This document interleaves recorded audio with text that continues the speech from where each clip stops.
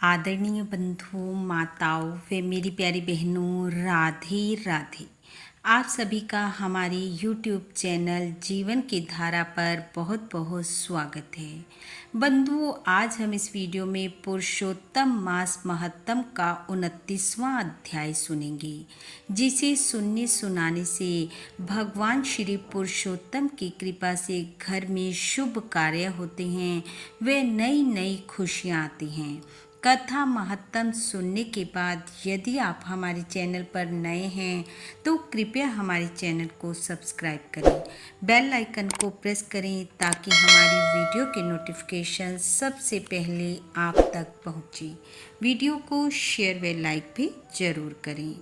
बंधुओं, कल की कथा में हमने सुना कि भगवान नारायण नारद जी को बता रहे हैं कि किस प्रकार करदय ब्राह्मण वानर योनि पाकर मृग तीर्थ में जा पहुंचा और वहां मुंह में घाव हो जाने के कारण वह भूखा प्यासा इधर उधर फिरता रहा और पुरुषोत्तम महा आ जाने पर उसके द्वारा अनजाने में पुरुषोत्तम महा का 5 दिन का व्रत व स्नान हो गया, जिससे वह अपने पूर्व जन्म के पाप कर्म से मुक्त होकर दिव्य देहधारी बना और भगवान के गोलोक धाम को पहुंच गया। उसके बाद भगवान नारायण जी ने नारद जी को एक गृहस्थ द्वारा किए जाने वाले सुंदर कर्तव्यों के बारे में बताया। भगवान ने कहा, गृहस्थ मनुष्य के ये कर्म मैंने संसार की भलाई के लिए कहे हैं। बंधुओं, यहाँ तक की कथा हमने कल के अध्याय में सुनी। आइए अब सुनते हैं आगे की कथा। नारद जी बोले, हे प्रभु, आपने मुझे एक गृहस्थ के कर्तव्यों के बारे में बताया। आपने पतिव्रता स्त्री की प्रशंसा की, अतः अब मैं आपके मुख से पतिव्रता व सती स्त्री के लक्षण सुनना चाहता हूँ। कृपा कर सुनाइए। नारद जी की बात सुनकर भगवान बोले, सुनिए नारद जी, आपको पतिव्रता के लक्षण बताता हूँ। पति चाहे रोगी हो, क्रोधी हो, गूंगा अंधा बहरा हो, निर्धन चाहे कंजूस ही क्यों ना हो, साध्वी स्त्री उसे देवता मानकर शरीर मन वाणी द्वारा निर्विरोध होकर उसकी सेवा करे। बाल युवा तथा वृद्ध अवस्था में स्त्री कभी स्वतंत्र होकर गृह कार्य ना करे। काम क्रोध लोभ एवं अहंकार त्याग कर स्त्री पति सेवा करे। कोई अन्य मनुष्य कामार्थ होकर उसे बुरी निगाह से देखे या स्पर्श करे तब भी अपने मन में विकार न आने दे, तो वह स्त्री उसके शरीर में जितने रोम होते हैं उतने ही 1000 वर्ष तक वह स्वर्ग में निवास करती है। अन्य पुरुष के रूप धन गुण आदि पर भी जो स्त्री मोहित ना होकर अपना धर्म नहीं त्यागती है वह स्त्री साधु लक्षणों वाली होती है। भगवान कहने लगे, साध्वी स्त्री को मनुष्य तो क्या देवता गंधर्व भी सत्य से चलायमान नहीं कर सकते। सती स्त्री पति के भोजन उपरांत भोजन करे, दुख में दुखी प्रसन्नता में प्रसन्नता का अनुभव करे, उसके विदेश जाने पर श्रृंगार न करे, पति के सोने के बाद सोवे, उसके जागने से पहले शैया त्याग कर दे, सास ससुर आदि बड़ों की सेवा करे, वह स्त्री सदैव पूजनीय होती है।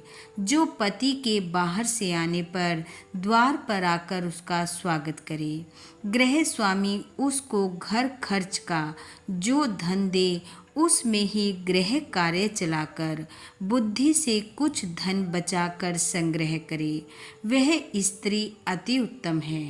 किंतु पति जो दान के लिए धन दे उसमें से कुछ न बचावे, पति आज्ञा बिना अपने संबंधियों के घर ना जावे, ना उन्हें कोई वस्तु दे, पतिव्रता स्त्री दूसरों से ना बोले, संतोष करे, अत्यंत हंसना, क्रोध करना, रूठ जाना आदि का सती स्त्री स्वर्दा त्याग करे, अपना श्रृंगार तेल लगाना उबटन मंजन आदि पति की प्रसन्नता के लिए करे। जब स्त्री रजस्वला हो उस समय गृह कार्य ना करे, किसी को स्पर्श ना करे और स्नान आदि करके जब पवित्र होवे तब पहले सूर्य देव के दर्शन करे और पंचामृत पीवे। भगवान कहने लगे, गर्भवती हो जाने पर स्त्री को नियम से रहना चाहिए।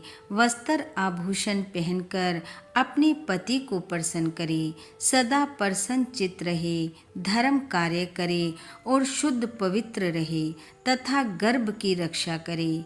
ऐसी सती स्त्री श्रेष्ठ पुत्र लाभ को प्राप्त करती है।